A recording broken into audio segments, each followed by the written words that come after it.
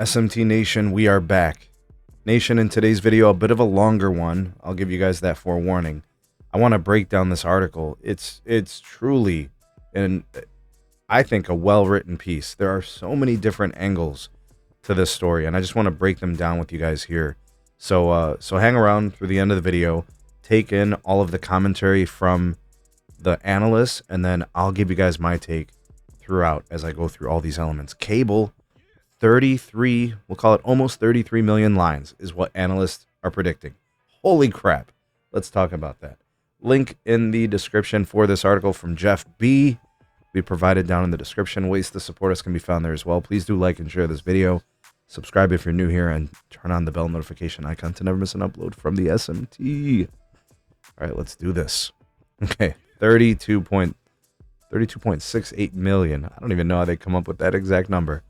First of all, let me know if you guys agree that they can do that. All right, just throwing it out there. Let me know if you agree or disagree with that take. Now, Charter Communications, which operates Spectrum Mobile, Comcast, which operates XFinity Mobile. We know that they've been taking customers, so check out these numbers. Charter currently has just a shade under 9 million lines. Comcast has just a shade above 7 million lines. So you're talking about an estimated, let's just call it, 16 million lines. They're not done. They will be adding more customers. And of course, you got junior cable like Altice and all these other smaller guys that could also have some additional lines, right? That have MVNOs with, T-Mobile, for example. But with respect to those mobile lines coming in at 17 million, you're probably thinking, how the hell are they going to double, right?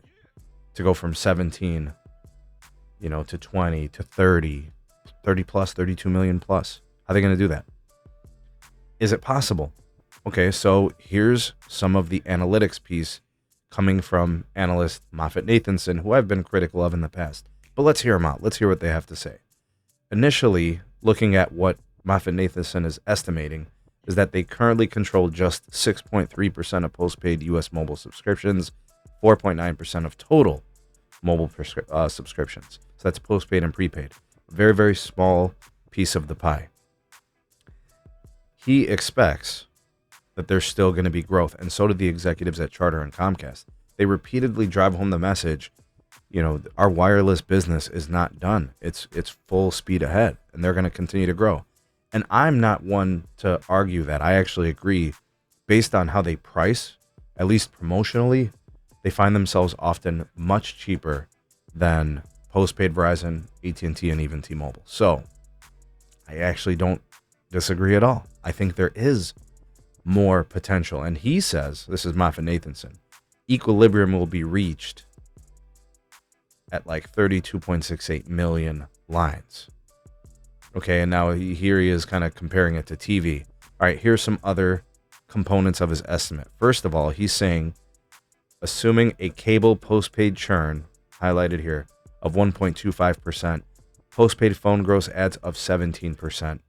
Cable's equilibrium mobile market share would be 12.2%. So you take the total number of lines predicted by whatever time frame, I don't know what his time horizon was, and then estimate their growth rate, project it, and you got yourself a 12.2% market share. So if they're currently, under 7%, he's basically has it doubling, right, in terms of customer count and market share. He's comparing it to be akin to other markets around the globe, like the UK, like Ireland, Japan, and Germany. I don't know if that's accurate. I don't know if that's how it's going to play out. But he's saying that the MVNO market is going to look and feel a lot more like the European markets. Okay, so cable's got has a share of 6.3%. They're estimating the mobile industry will have 262 million postpaid mobile phone subs at the end of Q2. They're projecting it, right, for cable to take an additional 17 million lines, ending around somewhere between 32 and 33 million. His quotes, a near doubling of their existing base, assuming no growth at the industry level.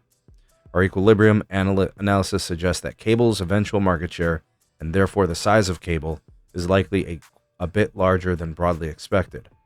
All right, his projections take on a time horizon of 5 years, plus the additional 10 years and going into the 20-year time horizon. So his time frame saying it's going to take 10 years to reach 11%, and then it's going to take 15 to 20 years to get to 12.2%. And that's probably, God, man, I hate to admit it, he's probably right. I think he's right, and you guys might disagree. But if you disagree, tell me why. I think his numbers actually make sense. And actually, he might be being conservative, right? Cable might end up with 35 million, 36 million. What if they end up becoming more promotionally active? What if they start giving away these great phone deals, which is characteristic of the industry? And they're not just any old MVNO. They are an MVNO that is tied to their wireline network, which bodes well for them to prevent churn. And we know that they're not adding any customers now. They've been losing to fixed wireless. But I think fixed wireless will peak at some point, and then whatever consumers were going to go would have already left, and they're left with those other customers. And they'll be back in play for fixed wireless customers with attractive wireless smartphone service deals. Okay, so here's where we're going with this, right? And this is kind of my final take and my conclusions from it. I hate to admit it, but I think Moffett is right. I think the beneficiary of this growth in part will be Verizon. I think it damages AT&T's growth perspectives, and especially T-Mobile's growth perspectives. Verizon still getting a piece of the pie is a better situation than those other two providers. And then when it comes to MVNO, I guess they could find ways to make more money. You have to think about the offload, right? Comcast and Charter tell us all the time how so many of their customers are frequently connected to their Wi-Fi hotspots. They claim they're also going to build CBRS wireless connections. Who knows how they do it, like small cells or macros, whatever. If indeed that does happen, that offers more potential to offload traffic as well.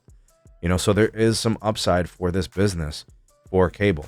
But as long as they have explosive pricing, it does hinder their growth ceiling, right? Because after a 1-year promotion with these wireless plans, the price definitely increases by upwards of 50%. You got lines going from $30 a month to $40 a month or more, right? Just depends how many lines they have and what the promotion and off-promotion pricing is. So there's a lot to unpack here, but you guys can tell me your take on it. First of all, do you agree or disagree with the analyst, Moffett-Nathanson? And then specifically, which elements do you agree or disagree with? Because you've got the churn rates, you got the projected growth, the total growth, the market share percentage. There really is a lot to unpack. I try to be as thorough as possible with those talking points, so that way we can get the discussion going in the comments below. So I'm excited to read what you guys have to say on this. You're all the voice of the people, the SMT Nation. Let your voice be heard.